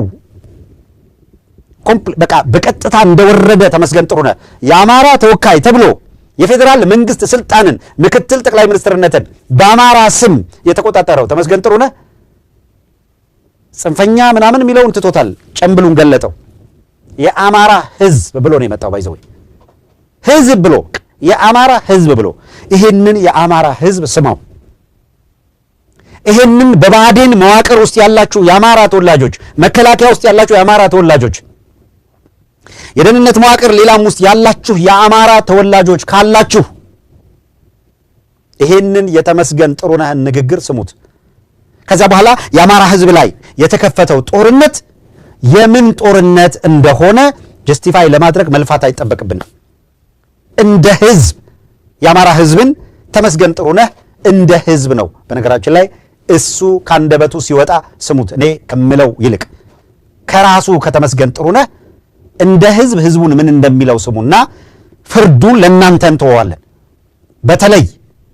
በተለይ እዛው አገር ውስጥ ያላችሁ ሚሊሻ በል አድማ ብተና በል ሌላ በል ተመስገን ጥሩነህ ምክትል ጠቅላይ ሚኒስትር ሆኖ የአብይ አህመድ ካድሬ ሆኖ የሚመሩት አገዛዝ እንደ ህዝብ የአማራ ህዝብ ምን እንደተፈረደበት፣ እንደ ህዝብ እንዴት እንደፈረጁት፣ እንደ ህዝብ እንዴት ሊያጠፉት እንደቆሙ ምን በያቸዋለሁ። ሰሞኑን እኔ ባቀረብኩት ፕሮግራም ላይ እኔ ያልኩት ፕሮግራሙ ይሄ የዕለታዊ ትንታኔ ላይ እኔነት የሚባል ግላዊ የለም። ለእኔ ለብቻም የሚመጣ በእኔ ችሎታና አቅም ምናምን እንደዛ የሚባል የለም። እንዲህ አይነት ጨዋታ የለም። እኔ ጋር እንደ ቲም ስንሰራ እንደ ቲም ነው የምንቆመውና ባቀረብኩት ፕሮግራም ላይ ሰሞኑን በተከታታይ የተናገርኩትን ተመስገን ጥሩነህ ከተመስገን ጥሩነህ በላይ ለአማራ ጠላት የለውም። ይህንን የሰማችሁ መጀመሪያ የተመስገን ጥሩነህ ንግግር ከመስማታችሁ በፊት አሁን ከማሰማቴ በፊትና ቀጥሎ ያለውን የሰነድ ማስረጃ በዚህ ሰው ላይ ከማቅረቤ በፊት የተመስገን ጥሩነህን በተመለከተ ለአማራ ህዝብ ጠላቱ ማን ነው በሚል በደንብ በዝርዝር በቀረበ ሰነድ ላይ ስለ ተመስገን ጥሩነህ የመጀመሪያን ቀዳሚው የአማራ ህዝብ ጠላት ነው በሚል ያቀረብኩትን ሰምተናል የምትሉ እስኪ በኮሜንት ባር ላይ ጻፉልን። የተወሰናችሁ ያልሰማችሁ ዝም በሉ። አልሰማችሁም አልሰማንም ብላችሁ መጻፍ ትችላላችሁ። የሰማችሁ ግን የሰማችሁ ብቻ ምንም መዋሸት ምናምን አያስፈልግም። የሰማችሁ ሰምተናል፣ የምታስታውሱ እናስታውሳለን ማለት ትችላላችሁ። አንድ ዶክመንት አቅርበናል እዚህ። የአማራ ህዝብ ጠላት ዋነኛ ጠላቱ ተመስገን ጥሩነህ ነው። የተመስገን ጥሩነህ ሚና ከአብይ አህመድ ይከፋል። ተላላኪው ከላኪው የከፋ ነው። እንዳውም የብሔራዊ መረጃና ደህንነት የሚባለው ወይም የብሔራዊ ደህንነት ምክር ቤት ስብሰባ በሚስጥር ያደረገውን ስብሰባ መረጃውን አምጥተን በሚስጥር የተደረገ ስብሰባ ነው። ተመስገን ጥሩነህ በዛ ስብሰባ ላይ ከነ ሽመልስ አብዲሳ ከነ አብይ አህመድ ከኦህዴድ በከፋ ሁኔታ በአማራ ህዝብ ላይ ጥላቻ የዘራው ተመስገን ጥሩነህ ነው ብለን መረጃውን ነግረናችሁ ነበር አይደለ? ማን ያደረገው ስብሰባ? የብሔራዊ ደህንነት ምክር ቤቱ ያደረገው ስብሰባ፣ የዝግ ስብሰባ። እዛ የነገርናችሁ አንድ ሳምንት ሳይሻገር ተመስገን ጥሩነህ በአደባባይ በሚስጥር የተናገረውን በአደባባይ ይዞት መጥቷል። ምን አረጋገጠላችሁ? በሚስጥር የተነገረውን በማስረጃ ሳይሆን በመረጃ ነበር የነገርናችሁ። ዛሬ የተመስገን ጥሩነህ ንግግር በማስረጃ ያስደገፈላችሁ ማለት ነው። ሰምተናል ላላችሁ በጣም እናመሰግናለን። መስማታችሁም ብዙዎቻችሁ ያው ብትከታተሉ እናንተው ስለሆናችሁ አሁን በሚስጥር ከኦህዴድ በላይ ኦህዴድ ሆኖ የአማራን ህዝብ እያዋረደ እየዘለፈ እንጨርሰዋለን እንለዋለን ሲል ነበረ ያላችሁን ከሚስጥር ስብሰባው የወጣው መረጃ ነበረ። ማስረጃው በፊት ለፊት መጥቶ ይሄንን ብሏል። እስኪ ስሙት። አማራ በታሪኩ ባንዳዎች ሊኖሩ ይችላሉ። በዚህ ልክ ግን ተላላኪ ሲሆን አይቼዋለሁ። የራሱን ህዝብ የበደለ ትናንትና እንዲህ ስለበደለ መዋጋት አለብኝ ብሎ በነቂስ የወጣ ህዝብ ዛሬ ለዚያ ትናንት ለበደለው አካል መላላክ እጅግ ነውር ነው። እኛ በባህላችንም በሃይማኖታችንም ከዚህ ነገር መጸየፍ አለባቸው ብዬ ምክሬን ለመለገስ። ይሰምታችሁታል። አማራ ነው የሚለው ፋኖ አይደለም፣ ጽንፈኛ ኃይል የለም፣ ግሩፕ አይደለም። አማራ እንደ ብሔር ነው የጠራው። ሊያጠፉት የፈለጉትን ይህንን ህዝብ በዚህ ደረጃ ተመስገን ጥሩነህ ወጥቶ አሁን በእውነት ስጋው ብቻ ሳይሆን ነፍስ ያለው ብሬን ያለው ይሄ አሰስ ገሰስ የሚሸከም ሆድ ብቻ ሳይሆን ጭንቅላት ያለው የሚያስብ የሚያሰላሰል ሞራል ኦቶሪቲ ያለው ሰው ቢኖር ተመስገን ጥሩነህ ይሄንን በተናገረ ማግስት ቅድም እንዳያቸዋቸው ወጣቶች ጓዙን ጠቅልሎ እናቱን አባቱን እህቱን ለመታደግ ጫካ ይገባል። እናቱን አባቱን ለመታደግ ለህልውና ትግል ይሰለፋል እንጂ የተመስገን ጥሩነህ ካድሬ ሊሆን አይችልም። አስተውሉ። ይሄንን የተናገረው አንድ የፋኖ አመራር ቢሆንና ይሄንን የጠራው አንድ የሆነ ብሔርን ጠርቶ ቢሆን እነ እዚህ ዲሲ ላይ ያሉት እነ የዲሲ አንጋሳ እነ ዘባተሎ ለትንታኔ ይመጡልህ ነበር። የተመስገን ጥሩነህ ንግግር ለትንታኔ ያቀርቡትም ህዝብ እንደዚህ ፈረጀው ማለት ነው። እነሱ ደግሞ ለነገሩ ለትንታኔ የምን ትንታኔ ነው እነሱ የሚያቀርቡት? ይሄ ዘባተሎ ዳንቴሉላ ምንድነው ቁጢቷን ይዘህ አንዷን ቦታ ይዘህ ብትስበው እኮ ተተርትሮ የሚያልቅ ከነዚህ የምንጠብቀው ትንታኔ የለም። የሆነ ሆኖ ግን ቢያንስ በመረጃ አንድን ህዝብ እወክለዋለሁ የሚለውን ህዝብ አለቆቹን ለማስደሰት በዚህ ደረጃ ሲመጣ ተመስገን ጥሩነህን በተመለከተ ያቀረብንላችሁ ማስረጃ ምን ያህል ትክክል እንደነበረ ዛሬ የባለፈውን በማስታወስ ቀንጨብ ካረግን በኋላ ሙሉን እንመጣበታለን። ተመስገን ጥሩነህን ግን አንድ ጊዜ እንደገና ስሙት። አማራ በታሪኩ ስሙት። ባንዳዎች አማራ ያው በታሪኩ ባንዳዎች ሊኖሩ ይችላሉ። በዚህ ልክ ግን ተላላኪ ሲሆን አይቼዋለሁ። አያችሁት? አማራ የራሱን ህዝብ የበደለ አንዴ እንመልስ። እንዲህ ስለበደለ አማራ በታሪኩ ባንዳዎች ሊኖሩ ይችላሉ። በዚህ ልክ ግን ተላላኪ ሲሆን አይቼዋለሁ። የራሱን ህዝብ የበደለ ትናንትና እንዲህ ስለበደለ መዋጋት አለብኝ ብሎ በነቂስ የወጣ ህዝብ ዛሬ ለዚያ ትናንት ለበደለው አካል መላላክ እጅግ ነውር ነው። እኛ በባህላችንም በሃይማኖታችንም ከዚህ ነገር መጸየፍ አለባቸው ብዬ ምክሬን ለመለገስ። ተመልከቱ። አሁን ከህወሓት ጋር ተዋጉ ነው የሚለው ማንን? በነገራችን ላይ አማራ ብሎ ተላላኪ ያለው እንደ ህዝብ በታሪኩ ባንዳ ሊኖረው ይችላል አለ። በዚህ ደረጃ ግን ተላላኪ ሲሆን አይቼው አላውቅም አለ። አሁን አማራ ሆኖ ማንም ይሁን አማራ ሆኖ ተመስገን ጥሩነህ በዚህ ደረጃ አንተ ተላላኪ ብሎ የጠራው አማራ ህወሓት መታ ተመስገን ጥሩነህን የገባበት ገብታ ጸጉሩን ብትላጨው ለምን ብሎ ሊጠይቅ ነው? ማንም ይሁን ማን ከባዕዴን ጋር ከመሰለፍ በላይ ነውር አለ እዚህ ምድር ላይ? አንድ አባባል አለ ለአማራው፣ ጠላትማ ምን ጊዜም ጠላት ነው፣ አስቀድሞ መምታት አሾክሿኪው ነው ይላል። የለየለት ጠላት እኮ ጠላት ነው። አንዳንዱ የማይረባ ተላላኪ እኮ የራሱን እግር ተኩሶ የሚመታ ነው። ከተላላኪ ምንም ይረባል?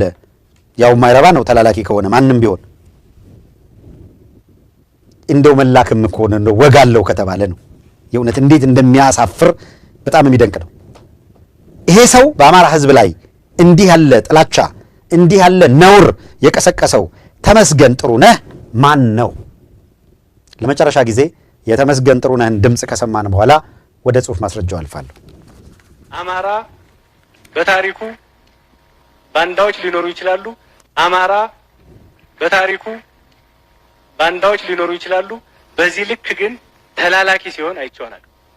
የራሱን ህዝብ የበደለ ትናንትና እንዲህ ስለበደለ መዋጋት አለብኝ ብሎ በነቂስ የወጣ ህዝብ ዛሬ ለዚያ ትናንት ለበደለው አካል መላላክ እጅግ ነውር ነው። እኛ በባህላችንም በሃይማኖታችንም ከዚህ ነገር መጽሐፍ አለባቸው ብዬ ምክሬን ለመለገስ ነው። አያችሁ፣ ምክሬን ለመለገስ ነው። አየህ የድሮውን ጭፍጨፋው ከየት እንደሚመጣ አያችሁት። አሁን ትላንት በነቂስ ወጥቶ የተዋጋለ እንደ ህዝብ ነው አማራ አለ። በነቂስ ወጥቶ የተዋጋለ ያፎ ለምታ እንኳን አይደለም አማራ ብሎታል። ከዛ በነቂስ ወጥቶ ተዋግቷል አለ በፊት። አሁን ተላላኪ ሆኗል አለ። ተላላኪ ሆኗል ሲል ደግሞ ምን እያለ ነው? ትላንት ከተዋጋው ጋር ተላላኪ ሆኗል አለ። አሁን አንድ ነገር እስገባችሁ። ከመቆጨት ባሻገር በተመስገን ንግግር ከመቆጨት ባሻገር ይሄንን የምክትል ጠቅላይ ሚኒስትርነት ማዕረግ የተሰጠው ተመስገን ጥሩነህ ቁጭቱ ምን እንደሆነ ታውቃላችሁ? የሱ ቁጭት ያማን ነው። አሁን ውጭ ጉዳይ ሚኒስትር የተደረገው ጌዲዮን ጢሞቴዎስ ለአንቶኒዮ ጉተሬዝ የተባበሩት መንግስታት ዋና ጸሐፊ የላከው ደብዳቤ ምን የሚል ነው? ኤርትራና ትግራይ በጽምዶ በሚባለው መዋቅራቸው አንዱ ነው፣ ሊተኩሱብኝ ነው አለ። ይሄ ብቻ አይደለም። አማራ ክልል ውስጥ በሚደረገው ውጊያ እጃቸው እንዳለበትም ማረጋግጫለሁ አለ። ብርድ ሊገላቸው ነው። ቀደም ሲል በማስረጃ ምን አይነት ውሎ አለ የድል ዜና አለ በሚል የዘረዘርነው ላይ ደግሞ እያንዳንዷ ቀጠና እንዴት ተዝረክርኮ ድል በድል ላይ የቀናው ግስጋሴ ወደፊት እንደቀጠለ ደግሞ በማስረጃ ዘርዝረን አቀረብንላችሁ። ተመስገን ጥሩነህ የሚባለው ሰው ማን ነው? ሌላ ደርዝ ማስረጃ ይዘን መተናል። ሲነካኩን ሳፕ ነው። በዲቴል ነው የምንሄደው። ወደ ማስረጃው ዝርዝር ነው የማልፈው። ተመስገን ጥሩነህና የአማራ ክልል ፖሊስ ሪፎርም። አሁን ቀጥሎ የማቀርበውን ሰነድ ተከታተሉ። አድማጮች አብራችሁን ስለሆናችሁ ደስ ይለናል። ይሄ ማስረጃ ለሌሎች በወጉ በልኩ እንዲደርስ የበኩላችሁን ጥረት የበኩላችሁን ትብብር አድርጉ። በዚሁ አጋጣሚ እየተከታተላችሁን ላላችሁ በጣም ከልብ እናመሰግናለን። ከይቅርታ ጋር የግንባር ዘገባን በተመለከተ አንደኛውን ክፍል ካቀረበን በየሰዓቱ አፕዴት የምንደረግነውን እያቀረብንላችሁ እንደሆነ ልብ ብላችሁ እየተከታተላችሁን ነው እናውቃለን። ከዚያ አንድ እንደገና የዕለት እንቅስቃሴን በተመለከተ የአማራ ፋኖ ህዝባዊ ድርጅት የላከውን እናስቀድምና ከዚያም ወደ ቀጥታ ወደ ተመስገን ጥሩነህ ወደ ሰነድ እንገባለን። ዛሬ በሁሉም መስክ እያንዳንዱ ቀጠና ላይ አገዛዙ እየተራገፈ ነው የዋለው። በስፋት ቦታ ሰጥተን ስንዘግበው አድሬስ ስናደርግላቸው የቆየ ነው። የአማራ ፋኖ ብሔራዊ ኃይል አፋባሃ ያደረገውን እንቅስቃሴ ቀደም ሲል ገልጸንላቸዋል። አድማጭ ተመልካቾቻችን የአማራ ፋኖ ህዝባዊ ድርጅት በአርበኛ እስክንድር ነጋ ሊቀመንበርነት፣ በአርበኛ ደረጀ በላይ ተቀዳሚ ምክትል ሊቀመንበርነት፣ በአርበኛ መከታው ማሞ የዘመቻ መምሪያ ኃላፊነትና ምክትል ሊቀመንበርነት እንዲሁም በአርበኛ ኮሎኔል ፋንታውን ሟባው የወታደራዊ አዛዥና ምክትል ሊቀመንበርነት የሚመራው አፋሃድ በውጊያ ቀጠና ያስመዘገበውን የዕለት ውሎ በተመለከተ በላከልን መረጃ አድርሶናል። የአፋሃድ የመስከረም 27 2018 ዓመተ ምህረት የአውደ ውጊያ ውሎ በሚል በወጣው መግለጫ ወይም በላኩልን ማስረጃ እንዲህ ተዘግቦ ተገኝቷል። ያገዛዙ ኮማንዶ ከባድ ጉዳት ደርሶበታል። በቀል ደግሞ የንጹሃን ቤትን ሲያቃጥል ውሏል ይላል። መስከረም 27 ቀን 2018 ዓመተ ምህረት የአማራ ፋኖ ህዝባዊ ድርጅት ሸዋ ጠቅላይ ግዛት እዝ የአጼ አምደ ጽዮን ኮር አካል የሆነው ጀግናው አጼ ዳዊት ክፍለ ጦር ከጀግኖቹ የአባት አርበኞች ፋኖ ጦር ጋር በመሆን በዛሬው ዕለት መስከረም 27 2018 በሚዳ ወረዳ በይጎቪ ቀበሌና በጃማ ደገሎ ወረዳ ገባ ሜዳ ቀበሌ አገዛዙ ልዩ ስልጠና አለው በሚል በሚመካበት የ101ኛ አየር ወለድ ክፍለ ጦር ላይ በፈጸመው የተቀናጀ ጥቃት ከፍተኛ ጉዳት ማድረስ ችሏል። ጠላት መነሻውን የሚዳ ወረዳ ንዑስ ከተማ የሆነችውን ሬማ ከተማ በማድረግ ወደ ዩጎቪያ ቀበሌ የተንቀሳቅሶ የነበረ ሲሆን ጀግና ተዋጊዎችን አመቺ ቦታ እስከሚደርስ ጠብቀው ቀለበት ውስጥ ካስገቡ በኋላ በተቀናጀ ውጊያ ከባድ ዋጋ አስከፍለው የመጣውን ጦር በታትነዋል። በጀግኖቻችን ክንድ ድቆሳ የደረሰበትን ወይም ምት የደረሰበትን ጫና መቋቋም ያቃተው ያገዛዙ ጦር እንደለመደው ያለምንም ሐሳብ የጥይት ማዕት ከማዝነቡን ባሻገር ወደ አጎራባች ወረዳ ሞርታር አከታትሎ በመተኮስ በወሎ ቤት አማራ ጃማ ደገሎ የገባ ሜዳ ቀበሌ ልዩ ቦታው አርሴማ በተባለ ስፍራ የንጹሃን ቤቶችን ሙሉ በሙሉ ማቃጠሉን አፋሕድ ተከታትሏል፣ አረጋግጧል ይላል መግለጫው። ይሄ መግለጫ በሚወጣበት ሰዓት ሬማ ከተማ መሽጎ የሚገኘው የጠላት ኃይል በከበባ ውስጥ የሚገኝ ሲሆን ውጊያውም እየተደረገ ይገኛል። ዝርዝር መረጃው የጦርነቱን ሂደት በሚወስን መልኩ የሚከናወኑትን ዘገባውን እናደርሳችኋለን ይላል። ክብርና ሞገስ ለሰማዕታት፣ ድል ለአፋሕድና መላው ፋኖ፣ ድል ለአማራ ሕዝብ፣ ድል ለኢትዮጵያ ሕዝብ። መስከረም 27 ቀን 2018 ዓመተ ምህረት የአማራ ፋኖ ሕዝባዊ ድርጅት። አድማጮች በሸዋ ቀጠና ጀግኖቹ የሸዋ ጠቅላይ ግዛት ዕዝ የአፋሕድ የሸዋ ጠቅላይ ግዛት ዕዝ አመራሮች እነ አርበኛ መከታው እየሰጡ ባሉ ወታደራዊ አመራር እየተመዘገበ ያለው አኩሪ ድል በሁሉም ቀጠና አገዛዙ ምን ያህል ሽንፈት እየገጠመው እንደሆነ የሚያሳይ ነው። በዚሁ አጋጣሚ ለመደገፍ በአባልነት በደጋፊ አባልነት እየተመዘገባችሁ ላላችሁ እናመሰግናችኋለን። እግዚአብሔር ይስጥልን። ሌሎቻችሁ ደግሞ በማበረታታት እያደረጋችሁ ያለውን ጥረት እናደንቃለን።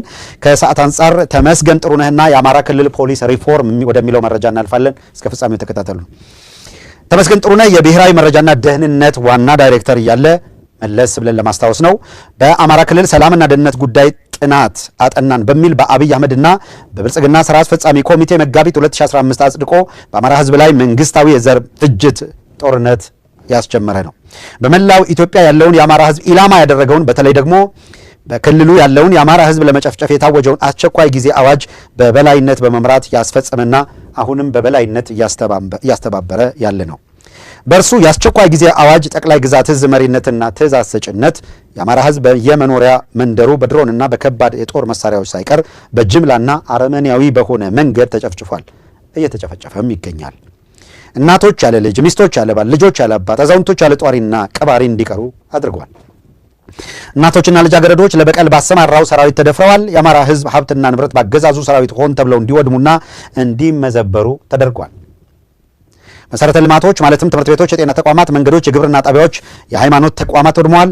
የአማራ አርሶ አደር እንዳያመርትና ለረሃብ እንዲጋለጥ ሆን ተብሎ ቀየው የጦርነት አውድማ እንዲሆንና ግብአት እንዳይቀርብለትም ተደርጓል። በእነ ተመስገን ጥሩነህ ፊት አውራሪነት የአማራ ሕዝብ ልጆቹ ትምህርት እንዳይማሩ ላለፉት 3 ዓመታት ትምህርት ቤቶችን የጦር ካምፕ እንዲሆኑ አድርጓል። በድሮንና በከባድ የጦር መሳሪያ እንዲወድሙም ሆኗል፣ እያደረገም ይገኛል።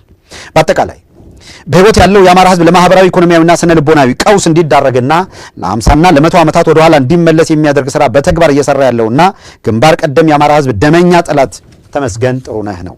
ይህንን ያቀረብነውና ልናስታውሳችሁ ያመጣ ነው። ይቀጥላለን። ተመስገን ጥሩነህ ወጣሁበት የሚለውን የአማራን ሕዝብ በጅምላ ለመጨፍጨፍ፣ ለመደገፍ፣ ለማፈናቀልና ለማህበራዊ እረፍት ለመንሳት ባለው የፖለቲካ ስብዕና ተሞክሮና ማህበራዊ መሰረት እኔ የሚላቸውን አይፈጽሙም የሚላቸውን በየደረጃው ያሉ የአማራ ክልል አመራሮችን በሙሉ ጠራርጎ ከመንግስት መዋቅር አስወጥቷል። ከመንግስትና ከፓርቲ መዋቅር ለመንቀል የተጠቀመው ስልት ደግሞ የደመቀና የገዱ አምላኪዎች ናችሁ፣ ብልጽግናና ፓርቲንና ህብረ ብሔራዊነትን አትቀበሉም፣ ከቅርብ ጊዜ ወዲህ ደግሞ ጽንፈኛ ናችሁ፣ የጽንፈኛው ፋኖ ደጋፊዎች ናችሁ በሚል እንደሆነ የሚታወስ ነው። አድማጮች ይህንን በተመለከተ ዘርዘር አድርገን ከዚህ ቀደም አቅርበንላችኋል። በአማራ ክልል ለሚወሰኑ ውሳኔዎች የፊት መሪ በመሆን የክልሉን መንግስታዊ መዋቅር አፍርሷል። የዋና በወቅቱ የነበረውን አደረጃጀት ማለት ነው አፈራርሶባቸዋል። ለአብይ አህመድ የሚገብር ኃይል ለመፍጠር እና ዮሐንስ ቧያለው ወደ እስር ቤት የወረዱት ከዚህ ጋር በተያያዘ እንደነበረ ታስታውሳላችሁ። አያይዘን ተሾመ ዋለ የሚባለው የደብረ ማርቆስ ከተማ ከንቲባ፣ አስቻለ ላምሬ የአማራ ክልል ሚሊሻ ጽሕፈት ቤት ኃላፊ፣ አለማን ታግደው የአማራ ክልል ጠቅላይ ፍርድ ቤት ፕሬዝዳንት፣ ዘላለም መንግስቴ የአማራ ክልል ፖሊስ ጠቅላይ መምሪያ እነማን እንደሆኑ ምን እንዳደረጉ ምን እንደሰሩ ዘርዝረን ባለፈው አቅርበንላችኋል። በእያንዳንዱ አለማን ታግደው የአማራ ክልል ጠቅላይ ፍርድ ቤት ፕሬዝዳንት ማን ነው የሚለው በዝርዝር ቀርቧል። ይህንን ሰነድ ይፋ እናደርግላችኋለን። በነገራችን ላይ የአማራ ክልል ፖሊስ ሪፎርምና የህንፃ እድሳት ወደሚለው አልፍና ከህንፃ እድሳት ጋር በተያያዘ ምን እንዳደረጉ ዛሬ ተመስገን ጥሩነህ ምን አይነት ጨዋታ ተጫወተ የሚለውን ወደ ማንሳት ይሸጋገራሉ። ከዚህ ቀደም ሲል በነበሩት እያንዳንዱ እንቅስቃሴ እነማንን አባረረ፣ እነማንን ወደ እስር ቤት ላከ፣ ተመስገን ጥሩነህ እነማንን ኃላፊነት አመጣና በአማራ ህዝብ ላይ እንዲህ ያለ የጭካኔ አመራር መስጠት ጀመረ የሚለውን ደጋግመን ስናነሳ ስለቆየን ልቀጥል። በቀን 25 ዲቴል መረጃ ማስረጃ ነው እየቀረበ ያለው ተመልከቱ።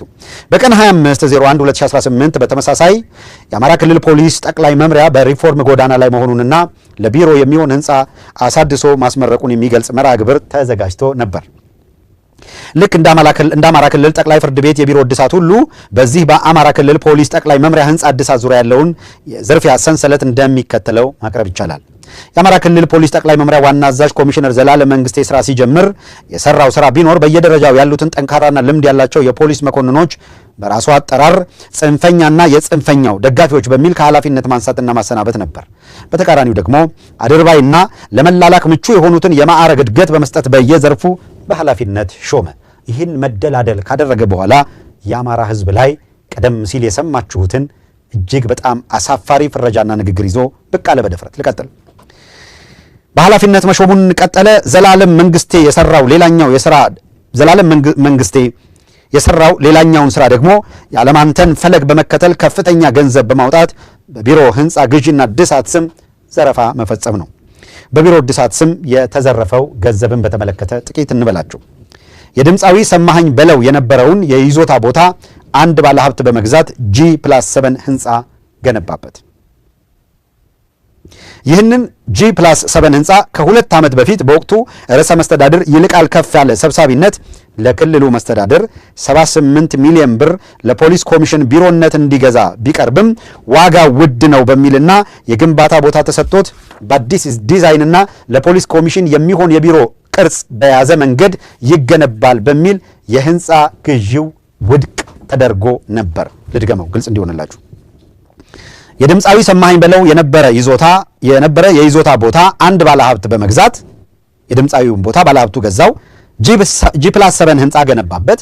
ይሄ G+7 ህንፃ ከ2 ዓመት በፊት በወቅቱ ርዕሰ መስተዳድር ይልቃል ከፋለ ሰብሳቢነት ለክልሉ መስተዳድርነት በ78 ሚሊዮን ብር ለፖሊስ ኮሚሽን ቢሮነት እንዲገዛ ይሄ ህንፃ ጥያቄ ቢቀርብም ዋጋ ውድ ነው በሚል የግንባታ ቦታ ተሰጥቶ በአዲስ ዲዛይን ለፖሊስ ኮሚሽን የሚሆን የቢሮ ቅርጽ በያዘ መንገድ ይገንባ በሚል የህንፃ ግዢው ውድቅ ተደርጎ ነበር። በዚህ ውሳኔ መሰረትም ከነባሩ ፖሊስ ኮሚሽን ጀርባ ከባህር ዳር ከተማ አስተዳደር 10,000 ካሬ ሜትር መሬት ተሰጣቸው። በዚህ መሬት ላይም ኮሚሽነር ደስዬ ግንባታ ለማስጀመር እንቅስቃሴ ጀምሮ እንደነበረ ይታወቃል። ነገር ግን ዘላለም መንግስቴ በፖሊስ ኮሚሽነርነት ሲሾም ዓለማንተ የዘረፈበትን ፈለግ በመከተል በተመሳሳይ መንገድ የክልሉን ሀብት የሚዘርፍበትን መንገድ አጠና። ፍየል ከመድረሷ እንደመሆኑ ነው ለዘላለም። በጥናቱ መሰረት ከዚህ በፊት 78 ሚሊዮን ብር ሊሸጥ የነበረ ህንፃ እንዳለና በእነ ይልቃል ከፋለ ዘመን ተቀባይነት ያጣ ዛሬ ላይ ቢወሰን በጣም ጥሩ እንደሆነ ሌላኛው የጥቅም ተጋሪ የሆነውና በአባቱ ኦሮሞ ብሔረሰብ ተወላጅ የሆነው በእናቱ ደግሞ የአማራ ተወላጅ የሆነው ኮማንደር አያልነህ ተስፋዬ ማለትም ያለ ብቃቱና ፖሊሳዊ ማዕረጉ የምክትል ኮሚሽነርነት ኃላፊነት እንደተሰጠው የሚነገረው ይህ ኃይል እንዲያማክር ተደረገ። ዘላለም ይህንን መረጃ ከኮማንደር አያልነህ ከተቀበለ በኋላ በጣም ጥሩ አጋጣሚ መሆኑን በመረዳት የተባለውን ህንፃ ለተመስገን ጥሩነህ በማሳየትና በማስወሰን ተመስገንም ለአረጋ ከበደ ፖሊስ ለህንፃ ግዢ የሚያቀርብልን በጀት በማጽደቅ ህንፃው እንዲገዛና እንዲታደስ ጎን ለጎንም የፖሊስ ሪፎርም እንዲሰራ የሚል ቀጭን ትዕዛዝ ሰጠው። አረጋ ከበደም በተሰጠው ትዕዛዝ መሰረት የይስሙላ ኮሚቴ ይቋቋምና በጥናት መልክ ይቅረብ በሚል ለዘላለም ትዕዛዝ እንደሰጠው የመረጃ ምንጮቻችን አረጋገጡልን። እኛም ዱካውን መከተል ጀመረን። አድማጮች እየዘገብንላችሁ ያልነው በእያንዳንዷ እንቅስቃሴ የተከታተልነውን ጉዳይ ነው። ዘላለም በተሰጠው ትዕዛዝ መሰረት ተመስገንና አረጋ ያምኗቸዋል የሚላቸውን የነሱ አካባቢ ሰዎች አባላትን በማድረግ ኮሚቴ አዋቀረ። የኮሚቴው አባላት አንድ ኮማንደር አያልነህ ተስፋዬ የኮሚቴው ሰብሳቢ፣ ዶክተር አያሌው የፍትህ ቢሮ ምክትል የቢሮ ኃላፊ ምክትል ሰብሳቢ፣ ሌሎች 3 ሰዎች በኮሚቴ አባልነት ለይስሙላ ተሰየሙ። እነዚህ የኮሚቴ አባላት ለቅርብ ጓደኞቻቸው እንዳወሩት እና ነገሩ ዱካ ስንከተል እኛ እጅ እንደገባው ከሆነ በሌሉበት ኮማንደር አያልነህና ዶክተር አያሌው ህንፃው በ520 ሚሊዮን ብር እንዲገዛና ለባለሀብቱም ከፍተኛ ፍርድ ቤት ፊት ለፊት ከዋናው አስፓልት ዳር ምትክ መሬት እንዲሰጠው የሚል የውሳኔ ሐሳብ አዘጋጅተው አቀረቡ። ተመልከቱ። በይልቃል ከፍ ያለ ጊዜ 2 ዓመት ወደ ኋላ ተመለሱና 78 ሚሊዮን ብር ብዙ ነው አያዋጣም የተባለው ቦታ በ528 ሚሊዮን ብር እንዲገዛ ወሰኑ።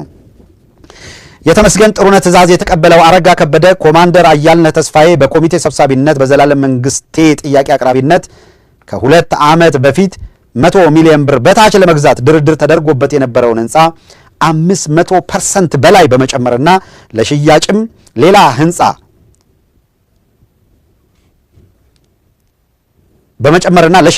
ሌላ ህንፃ መገንቢያ ምትክ መሬት እንዲሰጠው ውሳኔ ወስነው የአገርና የህዝብ ሀብት በጠራራ ፀሐይ መዘበሩ የሚከተላቸው የሚያጋልጣቸው ባይኖር ከዚህም በላይ ያደርጋሉ። በመጋለጡ ምክንያት ያልተውት ቢሆንም ቢያንስ ግን ወንጀለኞች ምን አደረጉ የሚለው ሪከርዱ እንዲመዘገብ ግን ያስችላል።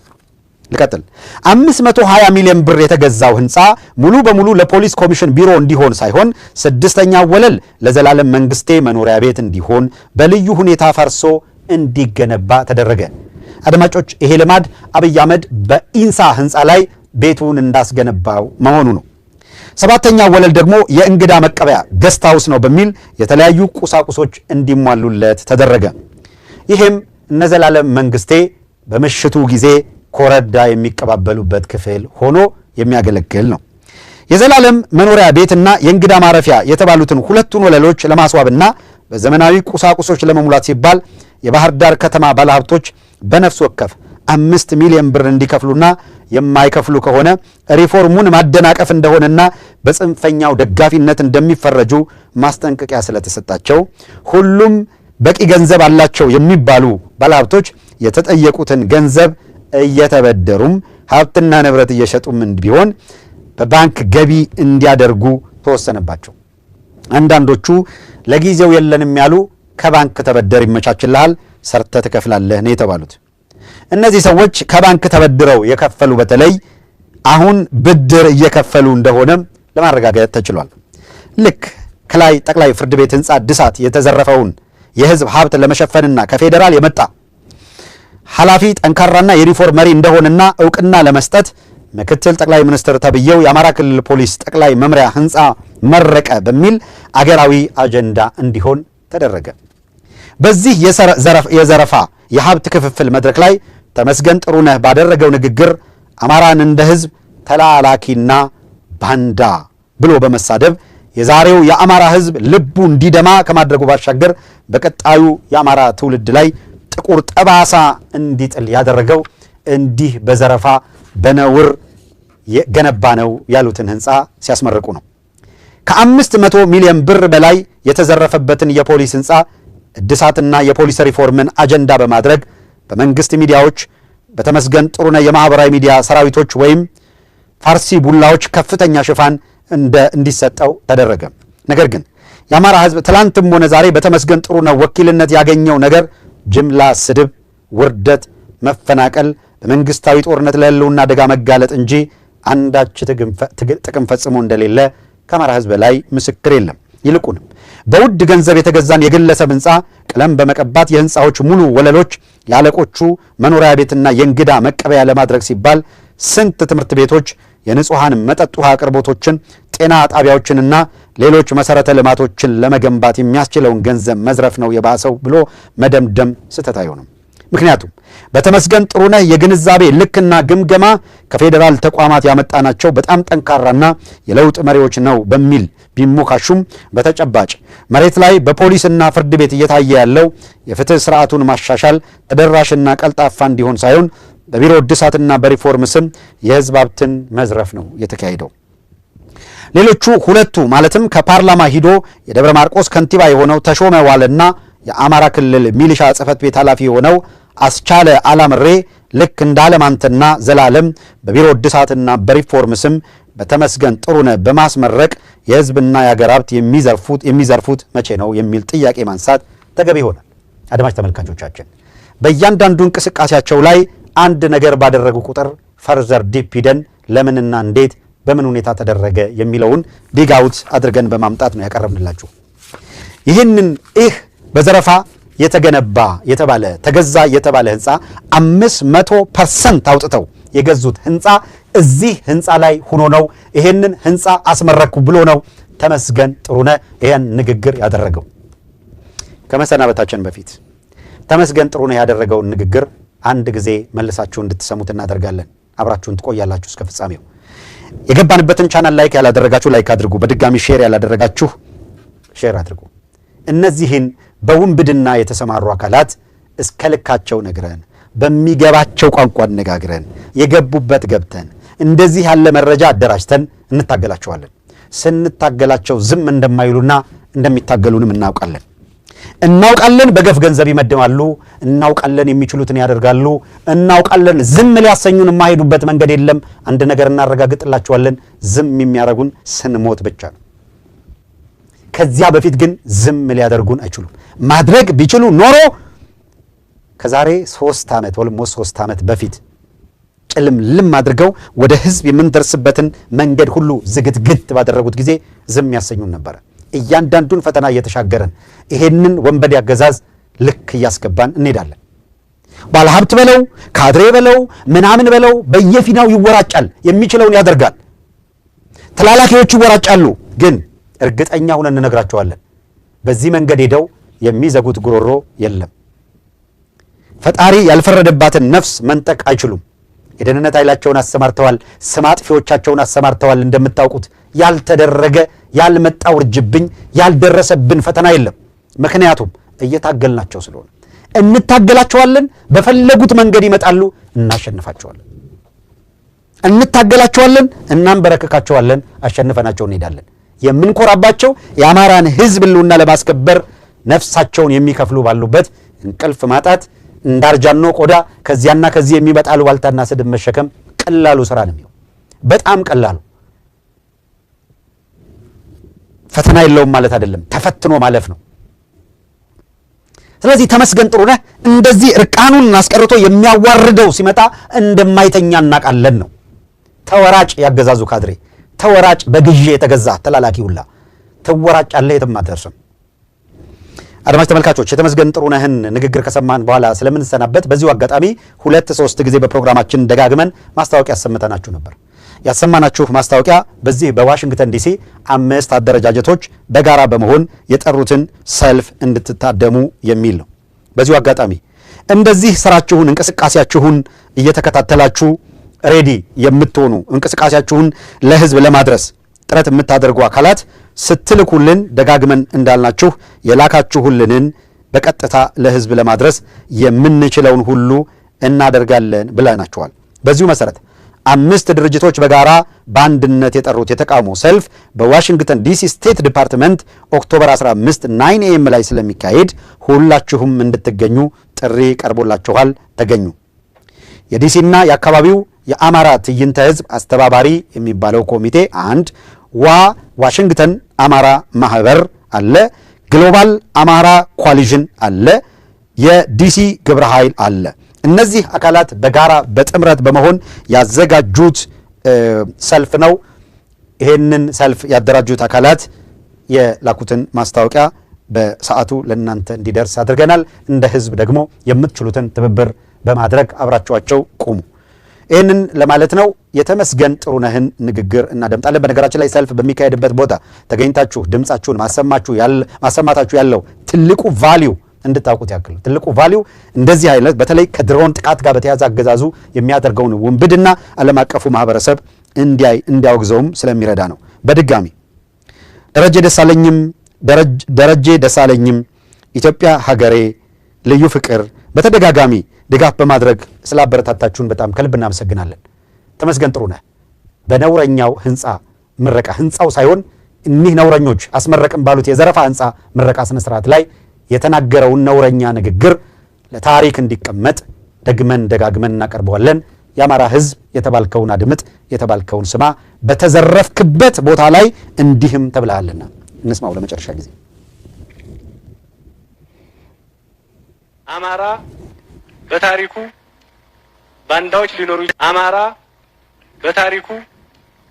ባንዳዎች ሊኖሩ ይችላሉ። በዚህ ልክ ግን ተላላኪ ሲሆን አይቻላል። የራሱን ህዝብ የበደለ ትናንትና እንዲህ ስለበደለ መዋጋት አለብኝ ብሎ በነቂስ የወጣ ህዝብ ዛሬ ለዚያ ትናንት ለበደለው አካል መላላክ እጅግ ነውር ነው። እኛ በባህላችንም በሃይማኖታችንም ከዚህ ነገር መጸየፍ አለባቸው ብዬ ምክሬን ለመለገስ ነው። እጅግ በጣም እናመሰግናለን። በድጋሚ አድማጭ ተመልካቾቻችንን ይሄንን ነውረኛ የተናገረውን የሰማችሁትን ነበር የሚመስለው። ላቦራ በጣም እናመሰግናለን። ለተደረገው ድጋፍ ለማበረታታት የምታደርጉትን ጥረት እናደንቃለን። አብርሃ ዜናዊ የቋሚ ደጋፊነት ጆይን በማድረግ ዩቲዩቡን ድጋፍ አድርገሃል። ወዳችሁ ፈቅዳችሁ ለምታደርጉት ድጋፍና ስራችን እንዲጎለብት የምታደርጉት ጥረት በድጋሚ ከልብ እናመሰግናለን። አድማጭ ተመልካቾቻችን ዕለታዊ አበይት ጉዳዮች በተሰኘ መርሃ ግብር ለዛሬ ያቀረብንላችሁ ማስረጃ የተከታተላችሁትን ይመስል ነበር። የአድማጭ ተመልካቾቻችን አሁንም በድጋሚ የምንነግራችሁ የምታደርጉት እገዛ የምታደርጉት ድጋፍ ፕሮግራማችን እንዲቀጥል የሚያስችል በመሆኑ ነው። በርቱ፣ ደግፉን፣ አግዙን፣ አብራችሁን ሆኖ የምንላችሁ የፌስቡክ፣ የቴሌግራም፣ የዋትሳፕ ቻናሎቻችንን ተቀላቀሉ። መረጃዎች እንዲደርሷችሁ የምንችለውን ሁሉ ጥረት እናደርጋለን። አብራችሁን ስለሆናችሁ በድጋሚ ከልብ እናመሰግናለን። ሚኒሊክ ዛሬም ንጉስ ነው። ዕለታዊ አበይት ጉዳዮችን ጨርሰን ስንሰናበት እኔ ተሰናበትኩ።